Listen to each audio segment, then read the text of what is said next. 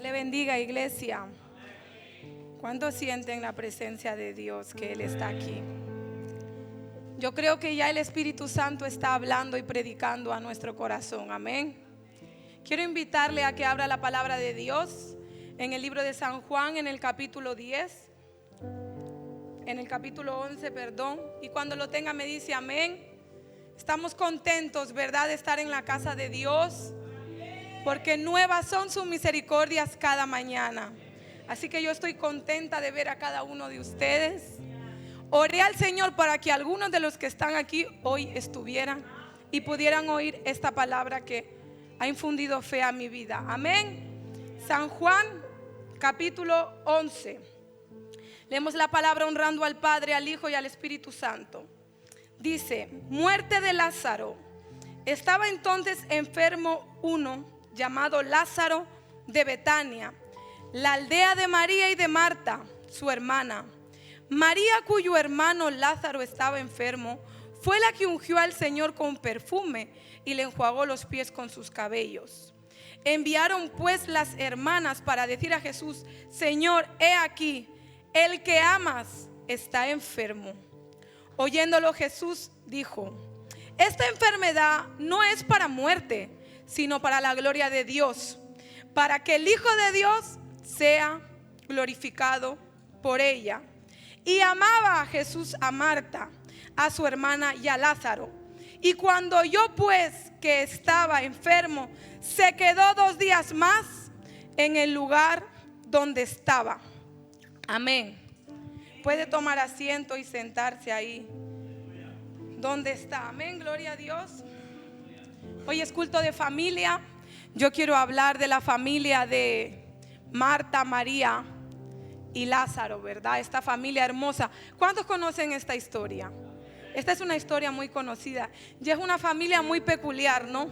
Lázaro tenía unas actitudes, María tenía otras, Marta tenía otras, como cualquiera que estamos aquí.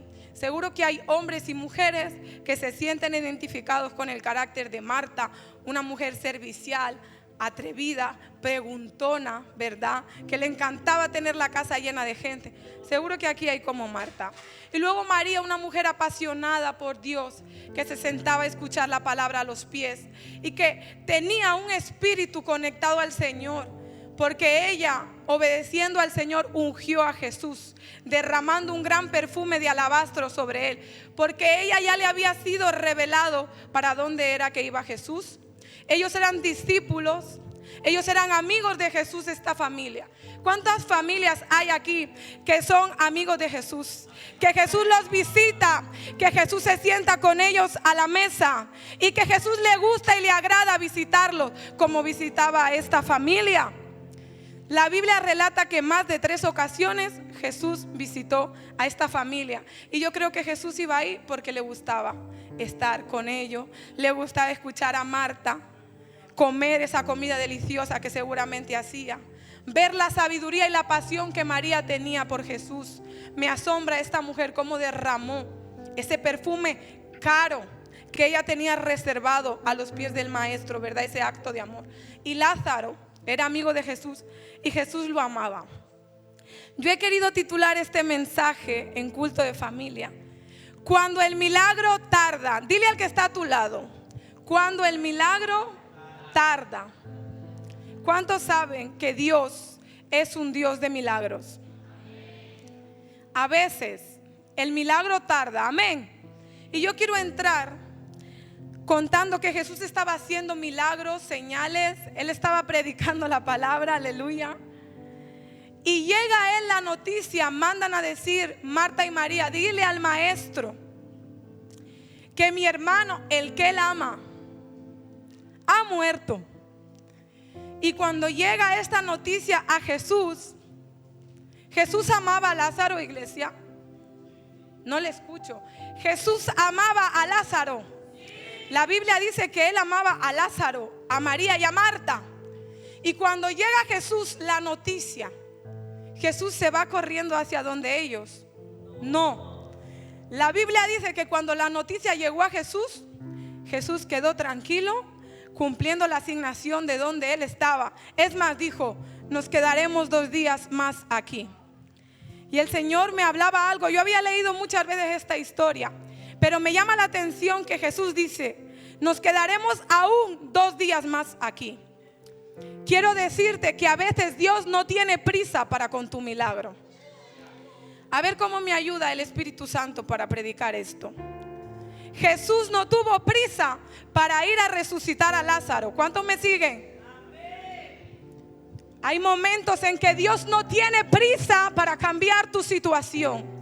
Hay momentos en que Dios no tiene prisa para cambiar tu circunstancia. Hay momentos que Dios no tiene prisa para hacer el milagro. ¿Por qué? Porque ese tiempo de espera está preparando algo mayor que el milagro. Usted no me entiende. El Señor me hablaba. A veces hay algo más importante que el milagro. Hay muchos que recibieron el milagro y no están en el cielo ni irán a la presencia de Dios. Un milagro no garantiza una relación con Dios y un milagro no salva a nadie. Entonces Dios te dice: no tengo prisa por el milagro, porque hay algo mayor que el milagro que yo quiero hacer en tu vida, en tu corazón. Rabacanda, rabacaya.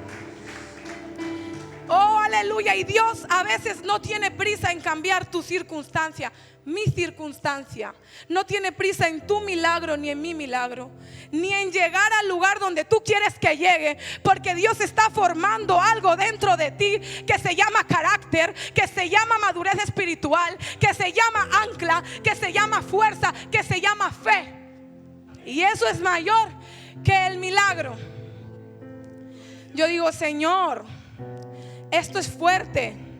Y el Señor me decía: cuando el milagro tarda, es como que mis hijos están en el gimnasio de la fe, ejercitándose. Jesús no tuvo prisa al enterarse que Lázaro había muerto. Es más, dijo: nos quedamos 2 días más. Se imagina que yo llamo al pastor, le digo que tenga una urgencia y el pastor me diga: llega, dentro de 2 días hablamos. Creo que nos tiráramos el pelo, quisiéramos cambiarnos de iglesia, nos indignáramos. El que él amaba había muerto, pero Jesús estaba cumpliendo una asignación. Él no tenía prisa. Él dijo: esto es para que la gloria de Dios sea manifestada. La iglesia tenemos mucha prisa para que Dios haga todo lo que queremos. Dios no tiene prisa. Él hace todo a su tiempo. Y yo quiero contarte algo maravilloso que el Señor ha hecho en mi vida. Un milagro que yo he esperado 5 años, 60 meses, 1825 días, 43.800 horas y 2.628.000 minutos esperando este milagro. Yo le decía al Señor: Señor, es que tú no tienes prisa conmigo, Padre. Y ahora entiendo que el Señor nunca tuvo prisa para ir a resucitar a Lázaro, y tampoco Dios tenía prisa para hacer mi milagro. Parece fácil para algunos, 5 años será poco. Para otros 60 meses será poco. 2.628.000 minutos esperando. Pero ¿sabe qué? He esperado en la presencia de Dios. Y cuando tú esperas en Dios, el tiempo se hace corto. Cuando tú esperas acompañado del Maestro, tú ríes en la espera. Cuando tú esperas en Dios, estás en el gimnasio de la fe. Y Dios te está diciendo: hijo, hija, te estoy dando carácter. Te estoy anclando a que vivas por fe y no por vista. Y en estos 5 años, 2 veces he esperado el mismo milagro. 5 años. Yo le digo: Señor, ¿qué tienes cada 5 años conmigo? Y Dios me decía: te tengo en el gimnasio. Cada año, cada día, en el minuto, estás haciendo fuerza de fe, de voluntad, de esperanza. Y en estos 5 años, ¿usted cree que yo no dije, como dijo Marta y María: Señor, si hubieras estado ahí? Señor, si hubieras llegado antes. Señor, pero yo quiero ahora. Señor, pero yo veo a tanto recibir lo que yo te estoy pidiendo y todavía yo no lo tengo. Y el Señor me decía: yo no tengo prisa. cuando tú tienes prisa y la otra persona que está a tu lado, la cual tienes que caminar esta carrera, no tiene prisa, es difícil. Entonces yo entendí que yo no podía estar acelerada cuando Jesús estaba tranquilo, que yo tenía que aquietar mi alma para que fuera la voluntad de Dios y no la mía. El Señor es un Dios tan bueno, tan maravilloso. En estos 5 años yo vi cómo el Señor me usaba para decirle a otros lo que yo quería que me dijera a mí. Yo le decía: Señor, tú eres cruel. Tú me dices a mí que yo diga a otros que tú le vas a dar lo que yo quiero, Padre. Y el Señor me decía: sí, porque yo quiero que tú aprendas a amarme por lo que yo soy y no por lo que yo te doy. Yo quiero que tú me sigas porque tú me amas y no por mis beneficios. Yo quiero que tú me ames a mí, no que ames los panes y los peces. Y yo quiero darte carácter. Si llueve, gloria a Dios. Si no llueve, gloria a Dios. Si Dios hace el milagro, gloria a Dios. Pero si Dios no hace el milagro que tú estás esperando, Él sigue siendo Dios. Y yo le dije a Satanás: mira, Dios lo haga o no lo haga, Él es el amado de mi alma y yo le voy a adorar. Porque yo me he enamorado de Él, de su presencia, de su fragancia, de su voz. Yo no me he enamorado de la unción, del fuego, del título. Eso no me importa. Me he enamorado de su sonrisa, de su corazón, de cómo Él ama al caído, de cómo Él ama al que nadie ama, de cómo Él me ama a mí, que soy tan difícil y muchos han desistido de amarme. Y Él aún así me sigue amando. Y yo lloraba durante estos 5 años. Parece fácil. Lloraba cada vez que yo iba al médico y me decía: no, está difícil. Cada vez que yo veía que mis circunstancias no eran las favorables para dar a luz el milagro, Jesús no tenía ninguna prisa, porque estaba formando algo mayor que el milagro, algo más importante que el milagro. Él me estaba dando madurez espiritual, me estaba arraigando como la palmera, porque mientras más esperaba, más me enamoraba de Dios.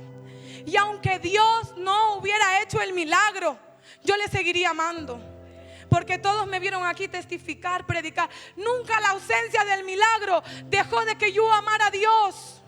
Él sigue siendo Dios. Yo no sé qué milagro tú estás esperando, pero Dios no tiene prisa en el milagro, porque está formando en ti y en tu familia, a través de esa situación, carácter, resistencia, perseverancia, que seas inquebrantable, inmovible, que estés arraigado, cimentado en la palabra de Dios, caminando por fe y no por vista, creyendo en el Dios de lo invisible. Esa es la verdadera fe. Servir a Dios cuando Dios hace todo lo que queremos es fácil, pero amar a Dios cuando te dice no, y no es no, ahora mismo no, es difícil. Amar a Dios cuando tú no entiendes por qué no te quiere dar algo que parece bueno, es difícil. Pero a Dios no hay que entenderle, a Dios hay que amarle, porque hay cosas que Dios no nos va a dar en la tierra, nos la va a dar en el cielo. Y Dios no murió en la cruz para que usted y yo tengamos todo lo que queremos. Él murió en la cruz para que tu alma y mi alma sea salva. Y Dios me decía: dile a las familias que yo no morí en la cruz para que la vida sea de color de rosa. Dile a las familias que yo no derramé mi sangre para que nunca tengan una indiferencia. Dile a la familia que yo derramé mi sangre para que todo lo puedan en Cristo, que Él les fortalece. Dile a la familia que yo derramé mi sangre para que ellos aprendan que el amor cubre multitud de errores. Dile a la familia que yo morí en la cruz Rabacanda para que ellos sepan que las muchas aguas no pueden apagar el amor. Dile a la familia que no siempre le voy a impedir el proceso. Jesús no impidió que Lázaro muriera. Lázaro murió. Entiende que tú y yo tenemos que pasar por cosas que son necesarias. Y tú dices: pero ¿por qué es necesario? Nadie le libró a Lázaro de estar muerto 4 días, y Jesús lo amaba. Que el Padre no te impida el dolor y el sufrimiento no significa que Él no te ame. Si hay alguien aquí que está sufriendo, si hay una familia en dolor, el Señor te dice: que tú tengas dolor no significa que yo no te amo. Yo te amo, estoy contigo. Estás en el fuego y estoy contigo. Estás en las aguas y estoy contigo. Jesús fue a la cruz. El Padre no libró a su Hijo del sufrimiento. ¿Por qué Dios me iba a librar a mí de estar llorando 5 años si no libró a Jesús? ¿Por qué te va a librar a ti ahora mismo de ese dolor que está formando en ti un excelente mayor peso de gloria? ¿Por qué Dios va a cambiar la situación que te está cimentando y llevando a un mayor nivel de oración? Oh, Rabacanda, usted no entiende esto. ¿Por qué Dios le va a decir al mar que se detenga si son las olas las que te tienen clamando y adorando a Dios? ¿Por qué Dios va a traerte la sanidad que te tiene en una intimidad más profunda, que está sanando tu espíritu? ¿Usted me entiende, iglesia? Dios está dejando la ola, la enfermedad y la circunstancia en ocasiones para dar a luz algo mayor. Al pueblo le dijo: mire, yo voy a ir después de 2 días, porque no es lo mismo que yo vaya el primer día que al cuarto día. No es lo mismo que yo haga el milagro en 3 meses en la vida de Carmen, donde ella está ahí brincando y hablando lenguas y tiene fe. Vamos a ver aquí, después de 5 años, cuando el médico le dice que no, cuando todo el mundo le pregunta: hermana, ¿para cuándo? Cuando todo el mundo la oprime, vamos a ver entonces con qué gozo ella sirve. Vamos a ver qué hace el hermano o la hermana que lleva con un diagnóstico 5 años, 10 años, 3 meses, 7 meses. Vamos a ver cómo se ejercita esa fe. Yo estaba estudiando que el cuerpo a partir de las 4 o 6 horas de muerto ya entra en descomposición. La sangre no riega entre el cuerpo, los músculos se endurecen y los órganos se comienzan a descomponer. Cuando un muerto muere, dicen el cadáver. Dicen cadáver porque hay 2 células que se encargan de descomponer el cuerpo. Una de ellas se llama cadaverina. Ellas expulsan unas células que hacen que todo nuestro cuerpo comience a descomponerse. Hablamos que un cuerpo aguanta entre 13 y 14 horas en condiciones atmosféricas favorables. En Jerusalén, con Lázaro dentro de una cueva, sin aire acondicionado, sin estar en una funeraria ni nada, no te cuento cómo estaba el segundo día. Al cuarto ya solo misericordia de Dios. Aún así, Jesús no tenía prisa. Él estaba tranquilo. Dios no tiene prisa para hacer algo bueno. Mientras más tardaba Jesús, más judíos llegaban a Betania. Mientras más tardaba Jesús, más grande era como Él se iba a glorificar. Mientras más tardaba Jesús en llegar, más gente escuchaba que Lázaro había muerto. Y Él dijo desde el minuto número 1: esto es para gloria de Dios. Amén. Dicho esto, en el versículo 11 dice: nuestro amigo Lázaro duerme, voy para despertarle. Jesús estaba comparando la muerte con el sueño. Los discípulos no entendían muy bien: si duerme ya despertará. Dijeron entonces sus discípulos: si duerme sanará. Pero Jesús decía esto de la muerte de Lázaro, y ellos pensaban que hablaba del reposar del sueño. Entonces Jesús les dijo claramente: Lázaro ha muerto, y me alegro por vosotros de no haber estado allí, para que creáis, mas vamos a él. Esto es de locos. Lázaro ha muerto y me alegro de no haber estado allí. ¿Esto cómo te lo explico yo a ti? Le dice Jesús: yo me alegro de no haber estado ahí con Marta y María y Lázaro, los que yo amaba. Me alegro de no haber estado ahí. Tú sabes que Dios se alegra de no hacer el milagro cuando tú quieres. Yo le digo: Señor, ayúdame, pero tengo que predicar lo que tú quieres y no lo que yo quiero. Porque yo le digo a Jesús: ¿cómo que tú te alegras de no haber estado ahí? Si tú eres la resurrección y la vida. Estando tú, todo cambia. Y Jesús dice: me alegro de no haber estado ahí. Jesús se alegra de no hacer lo que tú y yo queremos. Porque si Dios hiciera todo lo que tú y yo queremos, el mundo estaría perdido y la obra de Dios en nuestra vida no sería perfecta. Y Dios dice: me alegro de no llegar al momento de tu desesperación cuando tú quieres. ¿Cuántos me lo entienden? Y Jesús dice: me alegro, discípulo, de no haber estado allí, para que ustedes crean.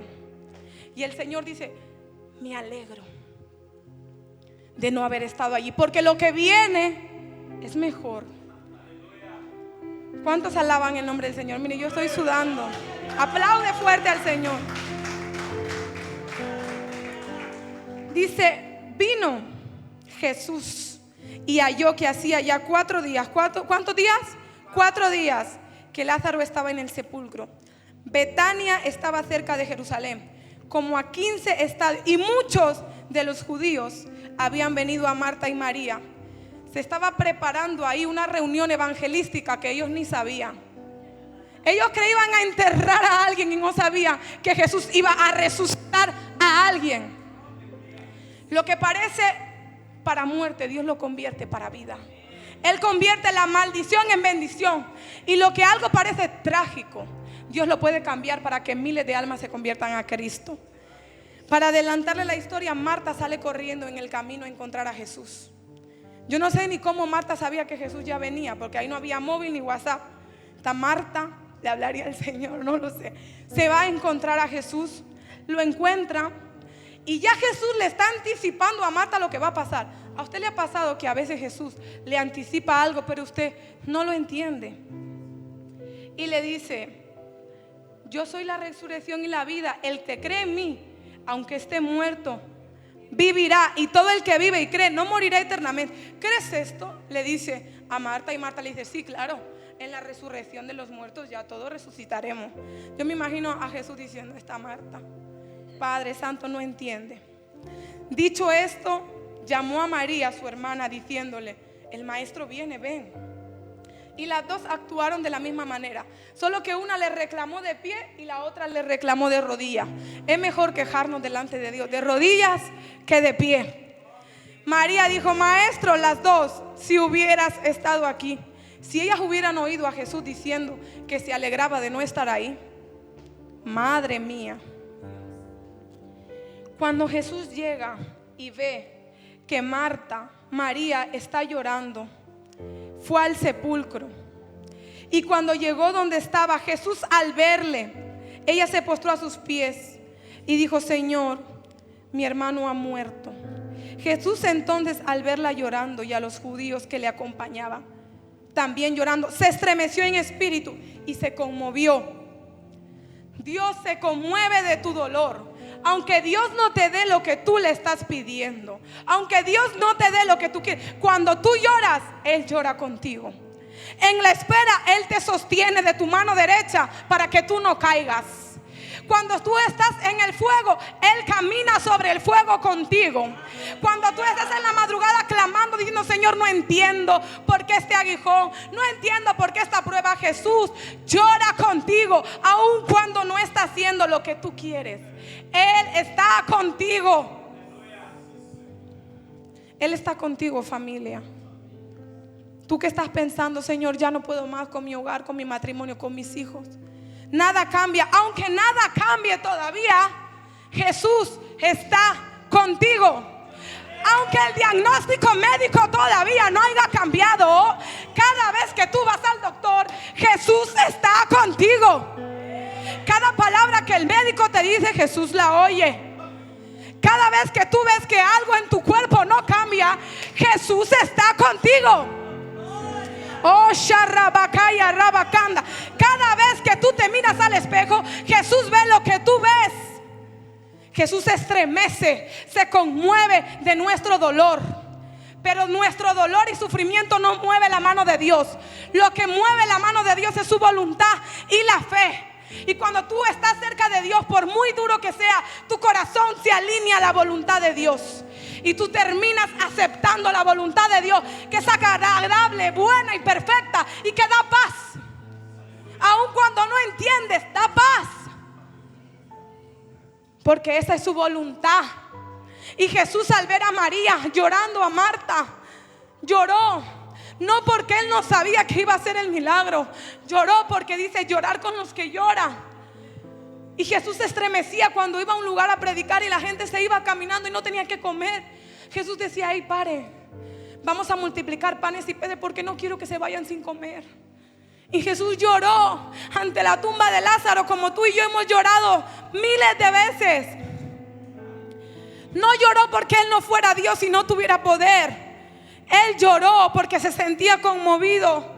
¿Tú crees que Él no llora cuando tú le dices: Padre, no lo comprendo, no lo entiendo? Es muy dura la prueba, Señor, ya no puedo, es difícil alabarte y adorarte cuando nada cambia. Cuando tú estás predicando de algo que todavía no has vivido y no sabes si va a llegar a ti, y tú lloras y dices: Señor, solamente por la fe. Pero aún Jesús lo entiende. ¿Sabes cuántas veces a veces hay que predicar algo que todavía no ha llegado a ti?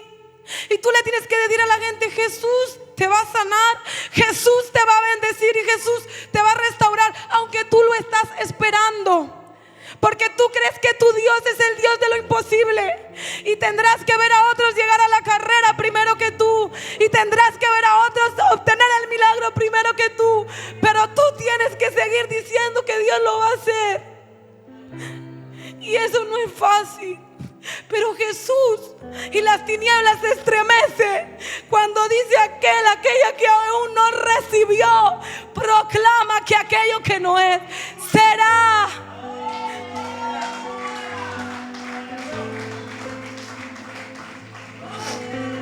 ¿Sabe que las tinieblas no resisten cuando un cristiano que no tiene una superabundancia, un cristiano que todavía no ha recibido pero se mantiene ahí como la palmera? Y Satanás dice: no entiendo, porque este hombre, esta mujer predica que Dios hace algo que aún en su vida no lo ha hecho. Porque yo no necesito que Dios haga algo en mi vida para creer que lo puede hacer en la tuya. Porque Él hace como quiere, no es del que corre ni del que quiere. Y yo le digo algo hoy: yo no estoy aquí predicando sola. Yo estoy acompañada con el milagro que Dios me ha dado en el fruto de mi vientre. Así que no somos uno, somos dos.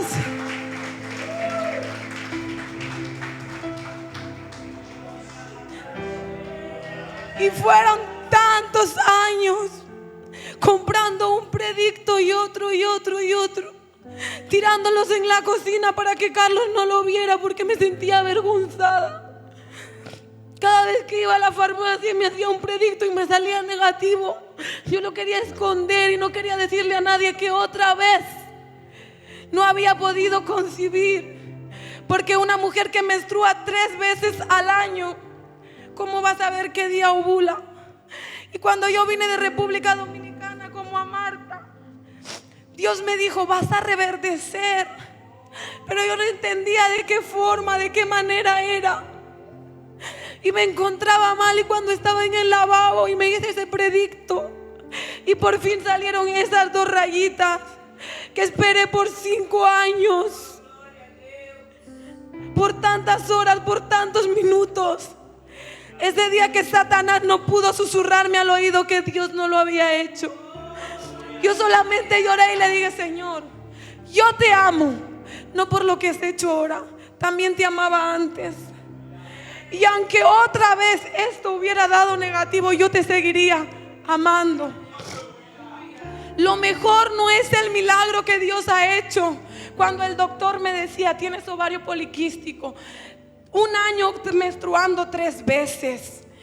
Eso no fue lo maravilloso. El médico me dio medicamentos. En mi caso, yo tenía tanto temor de Dios que yo sentía que tomármelo era ayudar a Dios. Y yo me hacía el sobre y yo decía: Señor, yo esto no me lo voy a tomar. Señor, sea tu voluntad. Yo, porque soy así, a lo mejor el milagro se hubiera cortado si yo me lo hubiera tomado. Pero yo sentí en mi corazón de no ayudar a Dios. Y cuando yo vi eso y llamé a mi esposo, él se puso feliz, contento. Yo me quebranto cuando ahora la Keila me da besitos en la panza. Me dice: mamá, yo también voy a tener un hermanito. Estoy embarazada de 4 meses ya. No sabemos si es niño o niña. No sabemos qué será. Solo le puedo decir que Dios lo ha hecho. Y en estos 5 años donde Dios no lo hizo, fue mayor que lo que el milagro trae. me dio fuerza, me dio carácter, me dio raíz, me dio sustento. Aunque Jesús no hubiera resucitado a Lázaro, Él seguiría siendo Dios. Todos conocen la historia. Jesús se estremece, llora. Después que llora dice: ¿dónde está Jesús? ¿Dónde está Lázaro? Muevan la piedra. Tal vez tu milagro parece que está detrás de una piedra. Te enterraron atado, pero no hay nada difícil para Dios. Yo quiero decirte que Dios es Dios de milagro, y que si tú crees, tú puedes alcanzar tu milagro. Pero también te digo que no somos la generación a Dios que sigue a Dios por señales, milagros y prodigios. Somos la generación que ama la presencia de Dios. Somos la generación que sigue a Dios porque ha sido limpiada por la sangre de Jesús. Y nosotros no necesitamos ver para creer. Amén. No necesitamos haber andado con el maestro para saber que el maestro de Galilea sanó. Jesús le dijo: ¿dónde lo pusieron? Marta dijo: Él ya hiede, ya huele, maestro. No importa lo difícil que parezca el milagro. Yo ya llevaba 5 años, iglesia, llevo 10 años de matrimonio. Nunca he utilizado ningún método anticonceptivo. Solo tengo a Keila y ahora. Esto es, la gente no lo entiende. Me dice: tuvieras un equipo de fútbol. No, porque esto solo lo ha hecho Dios. Yo solo me embarazo cuando Dios abre mi vientre. Y yo le digo, aunque Dios no hubiera hecho este milagro, yo seguiría amando a Dios. Y uno dirá: claro, pero ya lo recibiste. Pero usted me vio que cuando no lo había recibido, yo seguía alabando y adorando. Y yo sé que hay muchos hombres y mujeres de Dios aquí que no han recibido lo que están anhelando y siguen adorando y glorificando al Señor. Esa es la generación que estremece al infierno. Esa es la generación que tiene autoridad para decirle: Satanás fuera, en el nombre de Jesús. Una generación que no se mueve por emociones.